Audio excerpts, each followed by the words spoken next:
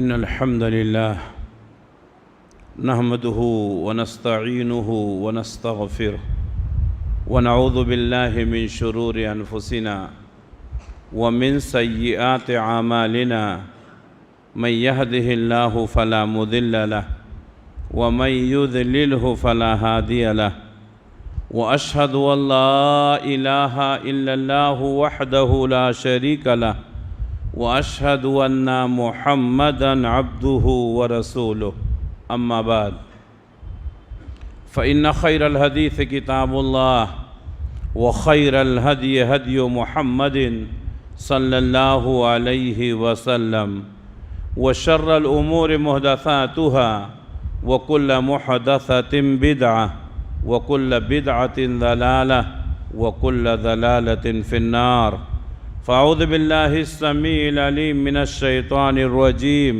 بسم الله الرحمن الرحيم قاف والقرآن المجيد بل عجبوا أن جاءهم منذر منهم فقال الكافرون هذا شيء عجيب أإذا متنا وكنا ترابا ذلك رجع بعيد قد علمنا ما تنقص الأرض منهم وعندنا كتاب حفيظ بل كذبوا بالحق لما جاءهم فهم في أمر مريج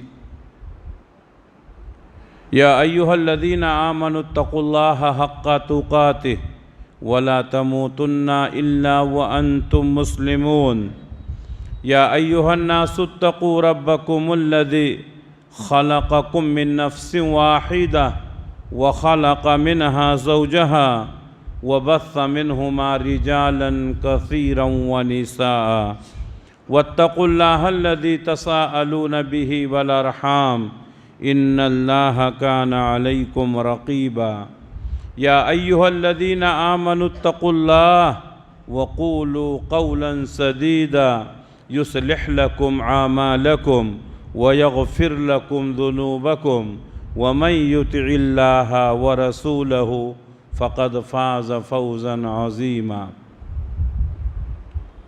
محترم حاضرین، ہر طرح کی تعریف و توصیف اس اللہ رب العالمین کے لیے لائق اور زیبا ہے جو سارے جہان کا اکیلا خالق ہے، مالک ہے، حاکم ہے، رازق ہے، اور درود و سلام نازل ہوں اللہ کے تمام نبیوں پر، خصوصاً آخری نبی حضرت محمد مصطفیٰ صلی اللہ علیہ وسلم پر۔ محترم حاضرین، رمضان کا مہینہ چل رہا ہے، پہلا عشرہ گزر چکا ہے، ہم دوسرے عشرے میں داخل ہو چکے ہیں۔ بڑی تیزی کے ساتھ رمضان گزر رہا ہے۔ اللہ تبارک و تعالیٰ کا بے انتہا شکر اور احسان ہے کہ ہماری زندگی میں پھر ایک بار رمضان بھیجا اور ہمیں نیکیاں کرنے کا موقع عنایت فرمایا۔ ہم اللہ سے دعا کرتے ہیں کہ اللہ رب العالمین ہم تمام کو اس ماہ مبارک سے زیادہ فائدہ اٹھانے کی توفیق عنایت فرمائے۔ یہ مہینہ نیکیوں کا مہینہ ہے۔ ماہ رمضان کو نیکیوں کا موسم بہار کہا جاتا ہے۔ ویسے تو مسلمان کو ہمیشہ نیکیوں میں دلچسپی رکھنی چاہیے، بلکہ نیکیاں کرنا نہیں، ہماری شریعت نے حکم دیا ہے کہ ہم نیکی کرنے میں ایک دوسرے سے مقابلہ کریں،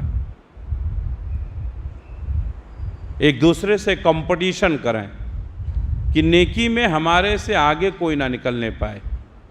اور اللہ تبارک و تعالیٰ نے اس کو لائق تحسین عمل قرار دیا۔ آدمی نیکیوں میں سبقت کرے، فاستبقوا الخیرات، اللہ نے فرمایا نیکی کرنے میں ایک دوسرے پر سبقت کرو، کمپٹیشن کرو۔ کوئی آدمی نیکی کرتا ہے تو اس سے آگے بڑھنے کی کوشش کرو۔ اور صحابہ کرام بھی نیکیوں میں کمپٹیشن کیا کرتے تھے، ایک دوسرے سے آگے بڑھنے کی کوشش کرتے تھے۔ اور جب تک یہ جذبہ نہیں پیدا ہوگا کہ ہم فلاں سے آگے نکل جائیں، تب تک نیکیاں کرنے میں لذت نہیں ملے گی۔ ہم سب نیکیاں کرتے ہیں لیکن ہمیں لذت نہیں ملتی۔ کیوں؟ اس لیے کہ نیکی کرنا ہے، کرتے ہیں، ایسا نہیں۔ نیکی میں ایک دوسرے سے آگے نکلنا، نیکی میں ایک دوسرے سے سبقت کرنا اور کوشش کرنا ہمارے دور کے، ہمارے لوگوں کے، ہمارے فرینڈ سرکل میں کوئی ہم سے آگے نہ نکلنے پائے۔ یہ اس طرح سے اس جذبے کے ساتھ جب نیکی کریں گے تو نیکی کرنے کی لذت الگ محسوس ہوگی۔ تو یہ ماہ رمضان نیکیوں کا موسم بہار ہے۔ وہ شخص بہت بد نصیب ہے، ہلاک ہو گیا جس نے رمضان کا مقدس مہینہ تو پایا لیکن اپنے گناہوں کی بخشش نہیں کرا سکا۔ میں اسی حدیث سے اپنے گفتگو کی ابتدا کرتا ہوں۔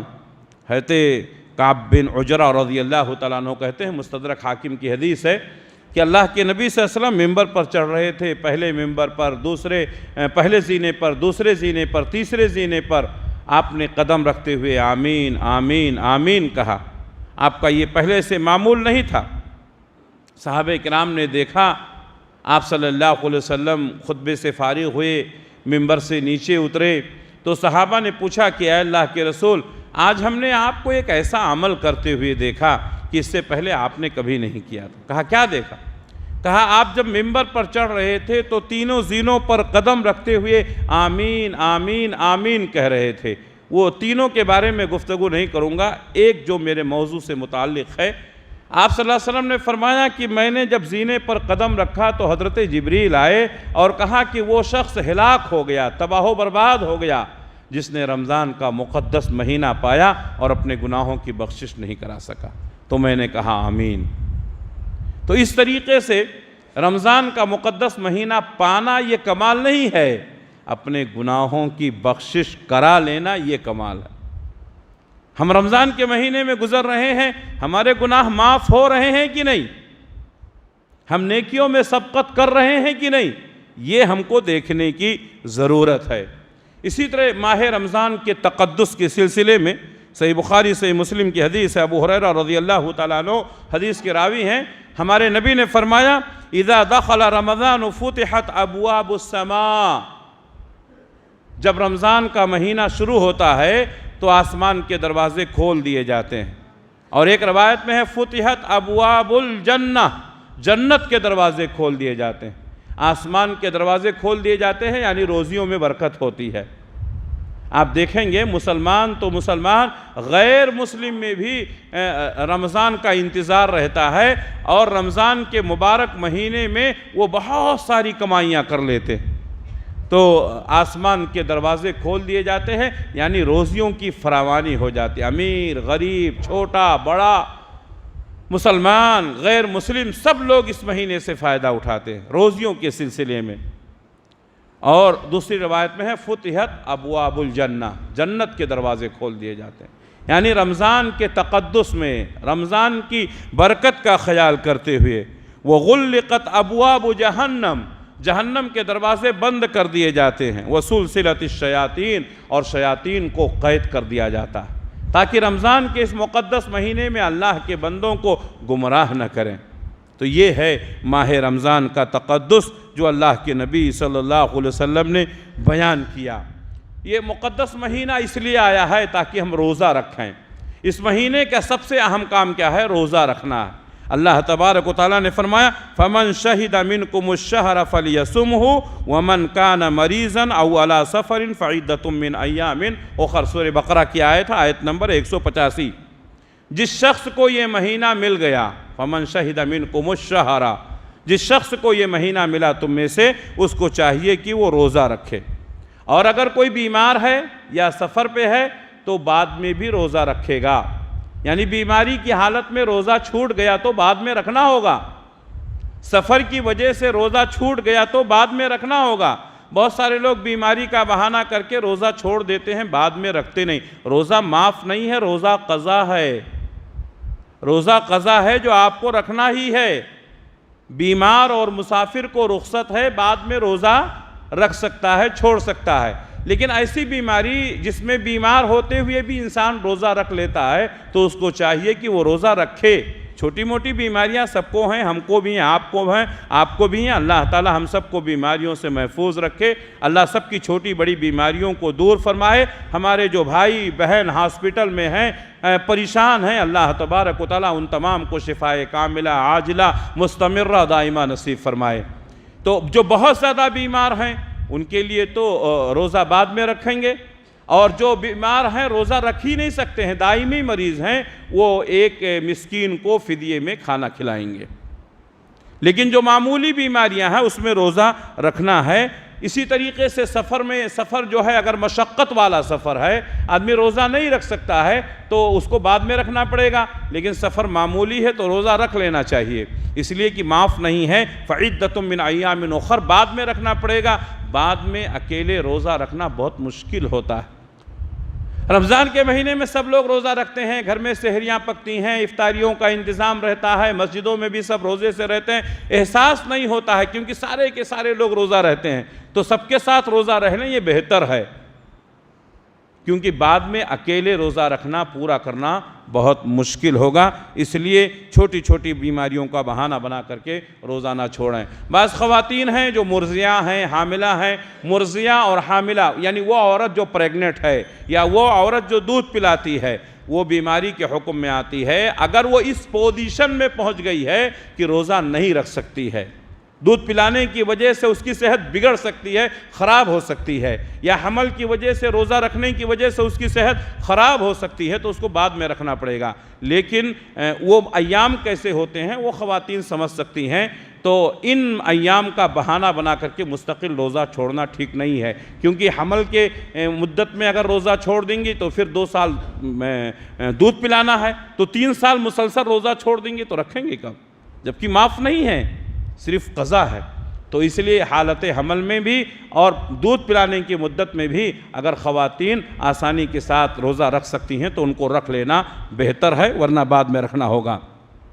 اسی طریقے سے روزے کی اہمیت آپ اس حدیث سے بھی سمجھ سکتے ہیں کہ اگر کوئی عورت حیض کی حالت میں ہے اور اس کی نماز چھوٹ گئی، حیض کی حالت میں نماز نہیں پڑھے گی تو نماز کی قضا نہیں ہے، لیکن اگر عورت کی حیض کی حالت میں روزے چھوٹ گئے تو وہ روزہ بعد میں قضا کرنا پڑے گا۔ تو اس سے روزے کی اہمیت کا بھی اندازہ لگا سکتے ہیں۔ تو اس طریقے سے روزہ رکھنا فرض ہے۔ اللہ تبارک و تعالیٰ نے سورہ بقرہ آیت نمبر 183 میں فرمایا، یا ایھا الذین آمنوا کتب علیکم الصیام کما کتب علی الذین من قبلکم لعلکم تتقون۔ اے ایمان والو، تمہارے اوپر روزے فرض کیے گئے ہیں جیسا کہ تم سے پہلے کے لوگوں کے اوپر فرض کیا گیا تھا تاکہ تم متقی بن جاؤ۔ روزہ فرض کیوں ہوا؟ تقوی کے لیے۔ یہ ہم نئے لوگ نہیں ہیں روزہ رکھتے ہیں، پچھلی قوموں میں بھی روزے کا اہتمام کرتے تھے۔ صحابہ کرام نے روزے کی حالت میں جنگ کی ہے، صحابہ کرام نے روزے کی حالت میں مشقتوں کو برداشت کیا ہے۔ آج بنگلور میں تھوڑی سی گرمی پڑی، لوگ بے چین ہو گئے، بہت سارے لوگ روزہ چھوڑنے لگے۔ نہیں میرے بھائیوں، ان ملکوں کے بارے میں سوچئے جہاں 18 گھنٹے 20 گھنٹے کا روزہ ہوتا ہے۔ ان ملکوں کے بارے میں سوچئے جہاں گرمی کی حالت یہ ہوتی ہے 48-47 ڈگری، سوچئے کتنی گرمی رہتی ہے، لیکن وہ لوگ روزہ رکھتے ہیں۔ صحابہ کرام نے روزے کی حالت میں چلچلاتی ہوئی دھوپ میں نہ صرف روزہ رکھا بلکہ اللہ کے راستے میں جنگ بھی کی۔ تو روزے ہرگز نہ چھوڑیں جب تک کہ کوئی شرعی عذر نہ ہو اور مجبوری نہ ہو۔ اللہ کے نبی صلی اللہ علیہ وسلم کی وہ حدیث بتا کے پھر اپنی بات آگے بڑھاتا ہوں۔ آپ نے دیکھا کہ کچھ لوگ ہیں جن کو الٹا لٹکا دیا گیا ہے، جس طریقے سے بکری کو ذبح کرنے کے بعد کھال اتارنے کے لیے الٹا لٹکا دیا جاتا ہے، ایسے کچھ لوگوں کو، انسانوں کو الٹا لٹکا دیا گیا ہے۔ ان کے جبڑے چیر دیے گئے ہیں، خون بہہ رہا ہے، چیخ رہے ہیں، چلا رہے ہیں۔ ہمارے نبی نے حضرت جبریل سے پوچھا، جبریل بتاؤ یہ کون لوگ ہیں؟ کہا اللہ کے رسول یہ وہ لوگ ہیں جو رمضان کے مہینے میں روزہ خوری کرتے تھے۔ بہت سارے مسلمان روزہ نہیں رکھتے ہیں، بہت سارے مسلمان روزوں کا اہتمام نہیں کرتے ہیں، عورتیں بھی، مرد بھی، بچے بھی، جوان بھی، کئی لوگوں کو دیکھا گیا ہے، ہمارے ان گنہگار آنکھوں نے دیکھا ہے، رمضان کے مہینے میں کھاتے ہیں، پیتے ہیں، گھومتے ہیں، سر پہ ٹوپی ہے، جبہ ہے، داڑھی ہے، لوگ سمجھتے ہیں مسلمان ہیں، لیکن رمضان کے مہینے میں کھاتے پیتے ہوئے گھوم، کیسا مسلمان؟ یہ ہم سے زیادہ آپ دیکھتے ہوں گے، بازاروں میں جائیے کبھی دیکھیے لوگوں کی حالت کیا، لوگ چھپ کر کے کھاتے ہیں۔ آپ انسانوں سے چھپ سکتے ہیں، اللہ سے نہیں چھپ سکتے۔ وہ اللہ جو علیم بذات الصدور ہے، جو سینے کی دھڑکنوں کو بھی جانتا ہے، رات کے اندھیرے میں، دن کے اجالے میں، خلوت میں، جلوت میں جو کچھ بھی انجام دیا جاتا ہے سب اللہ کے علم میں ہے۔ اس لیے کبھی بھی جب تک شرعی عذر نہ ہو، مجبوری نہ ہو، روزہ ہرگز نہ چھوڑیں۔ یہ ماہ رمضان نیکیوں کا موسم بہار ہے۔ اگر کوئی شخص روزہ رکھتا ہے اللہ تبارک و تعالیٰ اس کے گناہوں کو معاف کر دیتا ہے۔ مشہور حدیث ہے، من صام رمضان ایمانا واحتسابا غفر له ما تقدم من ذنبه۔ جو شخص رمضان کے روزے رکھتا ہے ایمانا واحتسابا، حالت ایمان میں ثواب کی نیت سے، غفر له ما تقدم من ذنبه، تو اس کے پچھلے تمام گناہ معاف ہو جاتے ہیں۔ جہاں بھی اللہ کے نبی صلی اللہ علیہ وسلم اس طرح کی بات کہیں، اس طرح کے جملہ کہیں کہ پچھلے گناہ معاف ہو جاتے ہیں، وہاں سے مراد صغیرہ گناہ ہیں، کبیرہ گناہ نہیں معاف ہوتے ہیں۔ آپ نے کسی کی زمین ہتھیا لی ہے، روزہ رکھنے سے معاف نہیں ہوگا۔ آپ نے کسی کا حق دبا لیا ہے، روزہ رکھنے سے معاف نہیں ہوگا۔ اس کی زمین اس کو واپس کیجئے۔ آپ نے کسی کے اوپر ظلم کیا ہے، آپ اس سے معافی مانگیے۔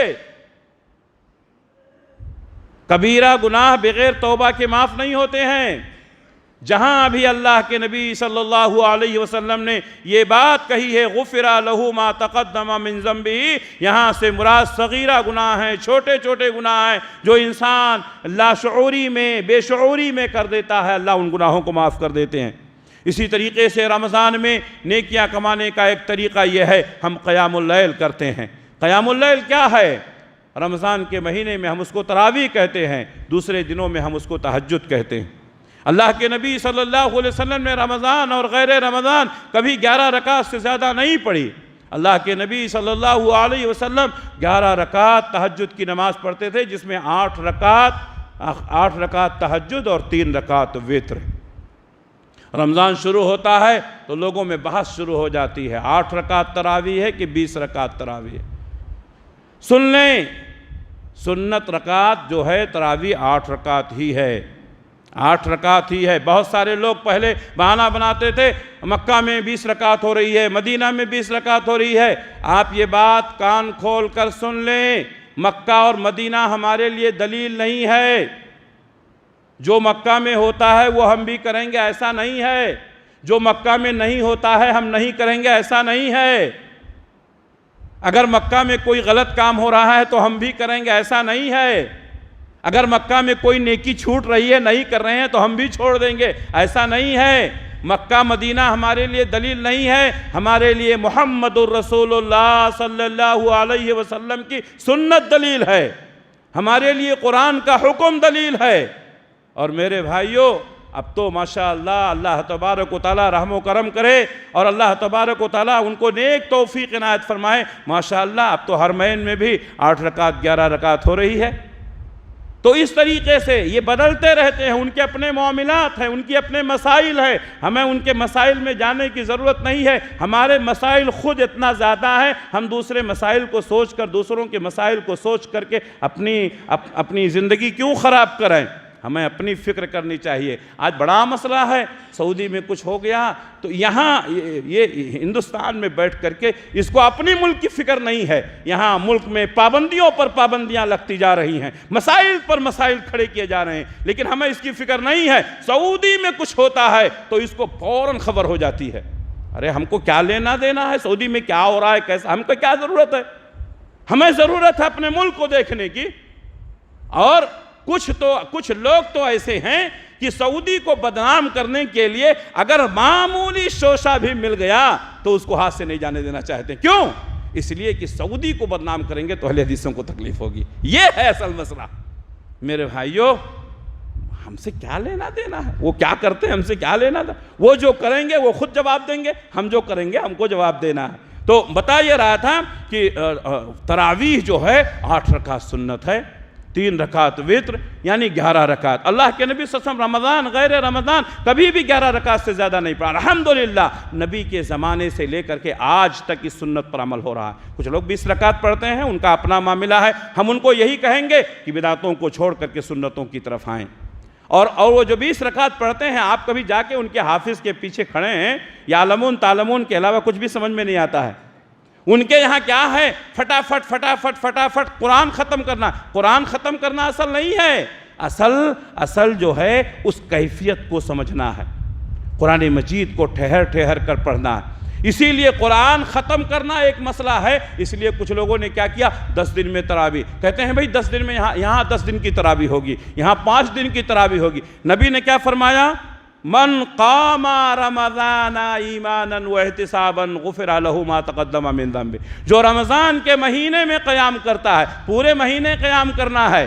اور اسی طریقے سے قرآن ختم کرنے کا جب مسئلہ ہوا تو بعض لوگوں نے 10 دن 5 دن کو چھوڑو شبینہ منانا شروع کر دیا، ایک ہی رات میں ختم کر دیتے ہیں، جبکہ نبی نے فرمایا کہ 3 دن سے پہلے اگر کوئی قرآن کو ختم کر دیا تو اس نے قرآن کو سمجھا نہیں۔ کیسی کیسی بدعتیں، کیسے کیسے معاملات ہیں میرے بھائیو۔ اسی طریقے سے تراویح کے معاملے میں ایک اور مسئلہ ہم کو سمجھنا ہے۔ بہت سارے لوگ سمجھتے ہیں کہ جس مسجد میں آپ تراویح پڑھتے ہیں اسی میں پڑھنا ہے، یہاں بھی وہی مسئلہ ہے کہ جس حافظ کے پیچھے آپ نے قرآن سنا ہے پورا قرآن اسی کے پیچھے سننا ہے۔ اس لیے ہر مصیبت کو برداشت کر کے آدمی اسی مسجد میں پہنچتا ہے، ایسا کوئی ضروری نہیں ہے آج آپ نے یہاں پڑھا کل وہاں پڑھ لیا، جہاں موقع ملے وہاں پڑھ لیں۔ تراویح میں قرآن سن کر کے ختم کرنا ایسی کوئی بات نہیں ہے۔ تو یہ بدعتیں ہیں، یہ سوچ ہے، یہ شبہات ہیں ہمارے لوگوں کے درمیان جو رواج پا گئے ہیں، ایسا کوئی مسئلہ نہیں، یہ ہم نے آپ نے بنا لیا ہے۔ تو آپ کہیں بھی تراویح پڑھ سکتے ہیں، کہیں کسی بھی حافظ کے پیچھے قرآن سن سکتے ہیں، آپ کبھی یہاں پڑھ لیں کبھی وہاں پڑھ لیں، جہاں موقع ملے پڑھ لیں، ایک ہی حافظ کے پیچھے قرآن ختم کرنا ایسی کوئی بات نہیں ہے۔ تو ہمارے نبی نے فرمایا من قام رمضان ایمانا واحتسابا غفر له ما تقدم من ذنبه، جو رمضان کے مہینے میں قیام کرتا ہے ایمان کی حالت میں ثواب کی نیت سے، اللہ اس کے تمام گناہوں کو معاف کر دیتا ہے۔ صحیح بخاری صحیح مسلم کی حدیث ہے۔ اور رمضان کے مہینے میں اور جو ہم نیکیاں کرتے ہیں، صدقہ و خیرات کرنا، ہمیشہ صدقہ خیرات کرنا چاہیے کہ رمضان میں زیادہ صدقہ خیرات کرتے ہیں۔ کیوں؟ اس لیے کہ رمضان میں ثواب زیادہ ملتا ہے۔ پورے ملک سے مدارس کے اساتذہ چلے آتے ہیں آپ کے پاس، الحمدللہ یہ اساتذہ جو آپ کے پاس آتے ہیں، یہ علماء آپ کے پاس آتے ہیں، یہ معمولی لوگ نہیں ہیں۔ بہت سارے لوگ ان علماء کو جو چندے کے لیے آتے ہیں بڑی حقارت کی نگاہ سے، اللہ کے واسطے توبہ کرو، توبہ کرو اللہ کے واسطے۔ یہ علماء جو آپ کے پاس آئے ہیں نا، یہ علماء یہ معمولی نہیں ہیں، ان کے لیے صرف یہی بات کافی ہے کہ یہ عالم ہیں، یہ نائب رسول ہیں، یہ انبیاء کے وارث ہیں۔ ان علماء میں بہت سارے علماء ہیں جو محدث ہیں، مفسر ہیں، بخاری کا درس دیتے ہیں، قرآن کی تفسیر بیان کرتے ہیں، لیکن دین کے لیے آئے ہیں، اپنی ذات کے لیے نہیں آئے ہیں۔ آج بہت سارے لوگ کوئی چندہ کرنے کے لیے کوئی عالم آتا ہے تو اس کو حقارت کی نگاہ سے دیکھتے ہیں۔ اللہ کے واسطے توبہ کرو۔ نائب رسول کو حقارت سے دیکھنا آپ سمجھیے کہ آپ کا ایمان خطرے میں ہے۔ اور میرے بھائیوں، یہ مدارس کو جو آپ چندہ دے رہے ہیں اور مدارس جو چل رہے ہیں، یہ آپ کو یہ احسان نہیں کر رہے ہیں، انہی مدارس کی برکت ہے کہ آج ہماری مسجدوں میں قرآن پڑھانے والے حافظ موجود ہیں، انہی مدارس کی برکت ہے کہ آج یہ منبر اور یہ مصلی زندہ ہے۔ جس دن یہ مدارس بند ہو جائیں گے آپ کو دین کی باتیں بتانے والا کوئی نہیں ہوگا۔ بڑے بڑے ممالک میں آپ غور کیجئے، بہت سارے ممالک ایسے ہیں وہاں کوئی حافظ قرآن نہیں ہے، ایک قاری صاحب نہ سامنے قرآن رکھ کر کے کھول کر کے پڑھتے ہیں، لوگ ان کے پیچھے قیام اللیل کرتے ہیں۔ اللہ کا شکر ہے میرے بھائیوں، اس ملک پر یہاں 6 سال کے 7 سال کے بچے اپنے سینوں میں قرآن مجید کو محفوظ کیے ہوئے ہیں۔ یہ مدرسوں کی برکت ہے۔ آپ سمجھتے ہیں اگر آپ کے دل میں ان مدرسوں سے نفرت ہے، اگر آپ کے دل میں ان علماء سے نفرت ہے، تو میں آپ کو یہ الٹیمیٹم دے رہا ہوں کہ آپ سمجھ لیجئے کہ آپ کا ایمان خطرے میں ہے۔ جو اپنے مدرسوں سے نفرت کرنے لگے، جو اپنے جامعات سے نفرت کرنے لگے، جو اپنے مراکز سے نفرت کرنے لگے، اس کا ایمان کب ضائع ہو جائے گا کچھ نہیں کہا جا سکتا ہے۔ یہی ایمان کے پاور ہاؤس ہیں، یہیں سے ایمانوں کو جلا ملتی ہے۔ یہی علماء کی محنتوں سے آج ہمارے طلباء، آج ہمارے بچے قرآن و حدیث پڑھنا جانتے ہیں، ورنہ میرے بھائیوں ہم نام کے مسلمان رہ جائیں گے، ہمارے پاس کچھ علم نہیں رہے گا۔ تو یہ رمضان کا مقدس مہینہ، یہ اللہ کے راستے میں صدقہ و خیرات کرنے کا مہینہ ہے۔ پیارے نبی صلی اللہ علیہ وسلم ہر مہینے میں ہمیشہ کرتے تھے، لیکن جب رمضان کا مہینہ آتا تھا آپ کی سخاوت اور فیاضی تیز و تند ہوا سے بھی زیادہ ہو جاتی تھی۔ عام مہینوں کے مقابلے میں رمضان میں آپ زیادہ صدقہ خیرات کریں گے۔ مدارس کو دیں گے، مکاتب کو دیں گے، علماء کو دیں گے، دعات کو دیں گے، مبلغین کو دیں گے، ائمہ کو دیں گے، مؤذرین کو دیں گے۔ آپ رمضان میں ان کی خدمت کریں گے، یہ سال بھر آپ کی خدمت کریں گے۔ آپ رمضان میں ان کی مدد کریں گے، یہ سال بھر دین کی خدمت کریں گے۔ میرے بھائیو، ان کو خوشحال کیجئے، ان کو خوشحال کیجئے تاکہ دین کا کام آسانی کے ساتھ ہو۔ ویسے بھی لوگوں کی نظریں ہمارے مراکز پر آ گئی ہیں اور بہت ساری پابندیاں لگائی جا رہی ہیں۔ بہرحال ہمیں اس سے ڈرنے کی ضرورت نہیں ہے۔ وہ اللہ جو مسبب الاسباب ہے، وہ ان تمام چیزوں کو ٹال سکتا ہے۔ اللہ سے دعا کیجئے رمضان کے اس مقدس مہینے میں ہمارے مدارس اور مکاتب اور جامعات اور مساجد پر جو پابندیاں لگائی جا رہی ہیں، اللہ تبارک و تعالیٰ ان سازشوں کو ناکام کر دے۔ میرے بھائیو، رمضان کا مہینہ مقدس مہینہ جہاں پر بہت ساری نیکیاں کی جاتی ہیں، یہ توبہ اور استغفار کا مہینہ ہے۔ اللہ تبارک و تعالیٰ نے سورہ بقرہ میں جو رمضان کے مسائل بیان کیے ہیں، انہی آیتوں کے بیچ میں اللہ نے توبہ اور استغفار کا ذکر کیا ہے۔ معلوم یہ ہوا کہ رمضان کا مہینہ یہ توبہ اور استغفار کا مہینہ ہے۔ اسی لیے ہمارے نبی نے فرمایا، جو رمضان کا مقدس مہینہ پایا اور اپنے گناہوں کی بخشش نہیں کرا سکا، وہ ہلاک ہو گیا۔ رمضان میں توبہ کیجئے، رمضان میں دعا کیجئے، رمضان میں استغفار کیجئے، رمضان میں روئیے، رمضان میں گڑ گڑائیے، اللہ کے سامنے ہاتھ اٹھائیے۔ لوگوں کے سامنے ہاتھ پھیلانے سے بہتر ہے اللہ کے سامنے ہاتھ پھیلائیں۔ میرے بھائیو، اللہ تبارک و تعالیٰ کے در میں آئیں، سجدے میں جائیں، اپنے آنکھوں سے آنسو بہائیں، اپنے مسائل کو اللہ کے سامنے پیش کریں۔ یقیناً اللہ تبارک و تعالیٰ مصیبتوں کو دور کرنے والا، یقیناً ہماری دعاؤں کو سنے گا، مصیبتیں اور پریشانیاں دور ہوں گی۔ لیکن ہم مانگنا نہیں جانتے ہیں، ہم تو مائل بکرم ہیں، کوئی سائل ہی نہیں، راہ دکھلائیں کسے کوئی رہرو منزل ہی نہیں۔ میرے بھائیو، آپ مانگنا تو سیکھیں، آپ رونا تو سیکھیں، آپ اللہ سے سوال کرنا تو سیکھیں۔ وہ اللہ جو اعلان کرتا ہے، میرے بندو بتاؤ تم کو کیا چاہیے؟ اگر تم نے گناہ کیا ہے، میں اللہ ہاتھ پھیلاتا ہے، میں تمہارے گناہوں کو معاف کرنے کے لیے تیار ہوں۔ میرے بندو بتاؤ تمہیں کیا چاہیے؟ تم سوال کرو، میں تمہیں دینے کے لیے تیار ہوں۔ وہ اللہ خود اعلان کرتا ہے۔ میرے بھائیو، وہ اللہ ہمیں نہیں دے گا، ضرور دے گا۔ مانگنے کا سلیقہ نہیں ہے ہمیں مانگنے کا سلیقہ ہونا چاہیے۔ ادب سے مانگیں، احترام سے مانگیں، عزت کے ساتھ مانگیں، اللہ دے گا۔ میرے بھائیو، ہم کسی بڑے آدمی کے پاس جاتے ہیں، اس کے بڑکپن کا خیال کرتے ہوئے کتنا ادب سے ملتے ہیں، کیوں؟ حضرت ناراض نہ ہو جائیں۔ وہ اللہ جو مالک الملک ہے، اس سے ہم ایسے ہی مانگیں گے؟ ہمیں ادب چاہیے۔ ادب پہلا قرینہ ہے محبت کے قرینوں میں، ہمیں ادب چاہیے، دعا آداب کے ساتھ ہونی چاہیے۔ اللہ کے نبی صلی اللہ علیہ وسلم فرماتے ہیں، اللہ تبارک و تعالیٰ افطاری کے وقت جہنم سے بہت سارے لوگوں کو آزاد کرتا ہے۔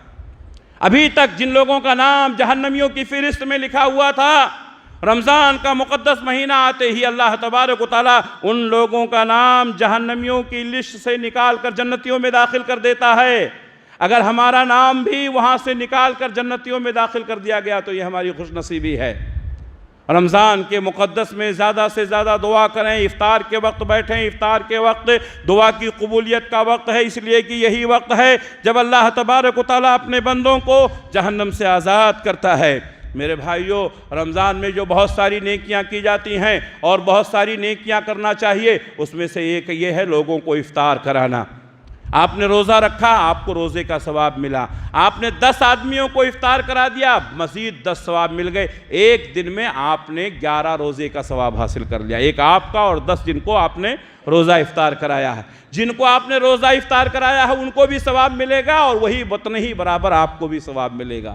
اس لیے میرے بھائیو، ہمارے مسلمانوں کا ایک بڑا طبقہ ہے جو رمضان کے مہینے میں بہت سارے لوگوں کو سحری اور افطار کراتا ہے۔ بہت سارے باہر کے لوگ آتے ہیں، مسافر آتے ہیں، سفرا آتے ہیں، ان کے لیے کھانے کا پینے کا انتظام کرنا۔ اسی طریقے سے تراویح میں لوگ پانی کا انتظام کرتے ہیں۔ ماشاءاللہ، اللہ تعالیٰ سب کو جزائے خیر دے، اللہ سب کی نیکیوں کو قبول فرمائے۔ یہ نیکیاں معمولی نہیں ہیں، کسی کو ایک گھونٹ پانی پلانا۔ لیکن اس سلسلے میں میں نے پہلے بتایا تھا درس میں، ہم لوگ فضول خرچی بہت کرتے ہیں، ہم لوگ نعمتوں کی ناقدری کرتے ہیں۔ ایک باٹل جو آپ کے پاس آپ نے اٹھایا ہے اور لا کر کے رکھے ہیں، وہ خرید کر لایا گیا، کسی نے بھی خریدا ہو، کسی نے بھی پیسہ خرچ کیا ہو۔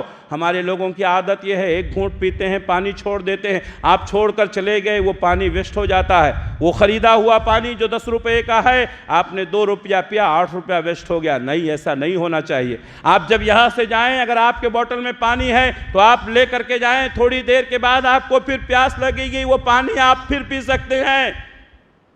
نعمتوں کی قدر کیجئے، اللہ تبارک و تعالیٰ مال میں برکت دے گا۔ آج بہت سارے لوگ نعمتوں کی قدر نہیں کرتے ہیں، فضول خرچی کرتے ہیں۔ ہمیں چاہیے کہ نعمتوں کی قدر کریں اور اس روایت کو، اس سنت کو زندہ کریں۔ آپ شادیوں میں جاتے ہیں، آپ دعوتوں میں جاتے ہیں، پانی پیتے ہیں، چھوڑ دیتے ہیں۔ نہیں میرے بھائیوں، وہ بوٹل آپ اپنے ساتھ میں لے کر کے آئیں، اگر اس میں پانی ہے بعد میں آپ کے پینے کا کام آئے گا۔ ہم شروع کریں گے، آپ شروع کریں گے، پوری قوم شروع کریں گے انشاءاللہ۔ میرے بھائیوں، یہ بہت بڑی نیکی ہے، اس کو معمولی نہ سمجھیں۔ اسی طریقے سے اگر کوئی شخص رمضان میں عمرہ کرنا چاہتا ہے، پیارے نبی صلی اللہ علیہ وسلم نے حج کیا، حج کرنے کے بعد آپ نے ایک خاتون سے پوچھا تم ہمارے ساتھ حج کو کیوں نہیں گئی؟ تو کہا اللہ کے رسول ہماری مجبوری تھی، ہمارے پاس اونٹ کی کمی تھی، سواری کی کمی تھی۔ ہمارے نبی نے فرمایا چلو کوئی بات نہیں ہے، رمضان آئے گا تو رمضان میں عمرہ کر لینا۔ رمضان میں عمرہ کرنا حج کے برابر ثواب ملتا ہے۔ ایک حدیث میں آپ نے فرمایا کہ رمضان میں عمرہ کرنا میرے ساتھ حج کرنے کے برابر ہے۔ اس لیے اللہ نے آپ کو دیا ہے، آپ رمضان میں عمرہ کریں، بہت ثواب کا کام ہے۔ اور میں کہتا ہوں کہ اگر آپ کر چکے ہیں تو لوگوں کو بھی کرائیں، کرنا بھی ثواب ہے، کرانا اور زیادہ ثواب ہے۔ اسی طریقے سے میرے بھائیوں، رمضان کی نیکیوں میں سے ایک نیکی یہ ہے لیلۃ القدر، جو آخری عشرے میں آتا۔ اللہ نے فرمایا اِنَّا أَنزَلْنَاهُ فِي لَيْلَةِ الْقَدْرِ وَمَا أَدْرَاكَ مَا لَيْلَةُ الْقَدْرِ لَيْلَةُ الْقَدْرِ خَيْرٌ مِّنَ أَلْفِ شَهْرٍ۔ ایک رات کی عبادت 1000 مہینے کی راتوں کی عبادت سے بہتر ہے۔ بہت سارے مسلمان اس رات سے غافل ہیں۔ شب بیداری کیجئے، آخری عشرے کی طاق راتوں میں 21، 23، 25، 27 اور 29 میں اللہ کے نبی صلی اللہ علیہ وسلم نے پوچھا گیا آپ سے، تو کہا آخری عشرے کی طاق راتوں میں تلاش کرو۔ آپ کو بتایا گیا تھا کہ لیلۃ القدر کون سی رات ہے، لیکن آپ صلی اللہ علیہ وسلم، دو مسلمان جھگڑا کر رہے تھے، آپ ان کا جھگڑا چھڑانے لگے اور آپ کے ذہن سے وہ بات نکال دی گئی۔ آپ نے فرمایا لیلۃ القدر آخری عشرے کی طاق راتوں میں تلاش کرو۔ میرے بھائیوں، ہماری کتنی طاقت ہے، کوشش کرنا ہمارا کام ہے، قبول کرنا اللہ کا کام ہے۔ یہ رمضان کا مقدس مہینہ بڑا بہترین مہینہ ہے۔ ایک مہینے اگر ہم نے محنت کر لی، بہت ساری نیکیاں ہم حاصل کر سکتے ہیں۔ لیلۃ القدر میں شب بیداری کرنا 1000 مہینے کی راتوں کی عبادت سے بہتر ہے۔ اللہ کے نبی صلی اللہ علیہ وسلم رمضان کے مہینے میں حضرت جبریل کے ساتھ قرآن مجید کا دور کیا کرتے تھے۔ حضرت جبریل سنتے تھے، ہمارے نبی سناتے تھے۔ جس سال آپ کی وفات ہوئی، آپ نے اس بار قرآن مجید کو 2 بار ختم کیا۔ آج ہمارے بہت سارے مسلمانوں کو قرآن پڑھنا نہیں آتا ہے۔ میں آپ سے پوچھتا ہوں، جسے قرآن پڑھنا نہیں آتا وہ مسلمان کیسا ہے؟ آپ نے وہ حدیث سنی ہے؟ ہمارے نبی نے فرمایا طلب العلم فریضۃ علی کل مسلم، علم کا حاصل کرنا ہر مسلمان پر فرض ہے۔ بارہا آپ نے یہ حدیث سنی ہے۔ وہ کون سا علم فرض ہے؟ دوسرے علوم میں آپ کو اختیار ہے۔ میں نہیں سمجھتا ہوں کہ یہاں قرآن مجید کے علم سے زیادہ اور کوئی علم کی اہمیت۔ قرآن مجید ہر مسلمان کو پڑھنا جاننا چاہیے۔ ہماری مجلس میں اگر کوئی شخص بیٹھا ہوا ہے اتنی بڑی سینکڑوں کی تعداد میں، جو کوئی شخص یا مرد یا عورت ابھی قرآن پڑھنا نہیں جانتے، آج سے شروع کریں۔ آپ آج سے شروع کریں۔ مرد ہیں تو کسی مولوی کے پاس، کسی حافظ کے پاس بیٹھیں، قرآن پڑھنے کی کوشش کریں۔ خواتین ہیں تو اپنے محلے میں ایسی خواتین کے پاس جائیں، آپ کو ضرورت ہے، آپ ان کو پیسہ دیں، خرچہ دیں، قرآن پڑھنا سیکھیں۔ انشاءاللہ ابھی 20 دن باقی ہیں، 19 دن باقی ہیں، آپ رمضان کے مہینے میں قرآن پڑھنا سیکھ جائیں گے، گارنٹی ہے۔ اس لیے کہ اللہ تعالیٰ نے قرآن کو آسان بنایا۔ تو قرآن مجید پڑھنا جو نہیں جانتا ہے وہ کون سا مسلمان ہے؟ میرے بھائیوں، اگر کوئی شخص بیٹھا، میں جانتا ہوں بہت سارے لوگ ہیں جن کو قرآن پڑھنا نہیں آتا ہے، یہ بہانہ نہ بنائیں، قرآن پڑھیں، قرآن پڑھنے کی عادت ڈالیں۔ صرف رمضان میں قرآن نہ پڑھیں بلکہ روز قرآن پڑھنے کی عادت ڈالیں۔ رمضان کے آخری عشرے میں اعتکاف کیا جاتا ہے۔ اللہ کے نبی صلی اللہ علیہ وسلم کی سنت ہے، آپ صلی اللہ علیہ وسلم 10 دنوں کا اعتکاف کرتے تھے۔ بہت سارے لوگ فیشن میں اعتکاف کرتے ہیں، یہ فیشن اللہ کو پسند نہیں ہے۔ اللہ کے نبی صلی اللہ علیہ وسلم رمضان میں صرف 10 دن کا اعتکاف کیا۔ 10 دن سے اعتکاف، کم اعتکاف کرنا حدیث سے ثابت نہیں ہے۔ عام دنوں میں آپ کبھی بھی اعتکاف کر سکتے ہیں۔